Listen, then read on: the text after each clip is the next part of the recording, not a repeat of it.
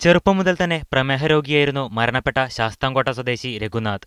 കൂട്ടുകാരന്റെ നിർദ്ദേശപ്രകാരമാണ് ആലപ്പുഴ മുഹമ്മയിലുള്ള അക്യൂപങ്ചർ ചികിത്സാ കേന്ദ്രത്തിൽ ഈ മാസം 1-ാം തീയതി രഘുനാഥ് ചികിത്സയ്ക്കെത്തിയത്. തങ്ങളുടെ ചികിത്സാരീതി വ്യത്യസ്തമാണെന്നും രോഗം നിസ്സാരമായി ഭേദമാക്കാമെന്നും അതുകൊണ്ട് ഇൻസുലിൻ എടുക്കുന്നത് അവസാനിപ്പിക്കണമെന്നും ചികിത്സാലയത്തിലെ ഡോക്ടർമാർ നിർദ്ദേശിച്ചു. അതിനെ തുടർന്ന് ടൈപ്പ് 1 പ്രമേഹരോഗിയായ രഘുനാഥ് ദിവസേന 4 തവണ എടുക്കാറുണ്ടായിരുന്ന ഇൻസുലിൻ അവസാനിപ്പിക്കുകയും ചെയ്തു. എന്നാൽ 2 ദിവസം തുടർച്ചയായി ഇൻസുലിൻ എടുക്കാതിരുന്ന രഘുനാഥ് അവശനിലയിലായി.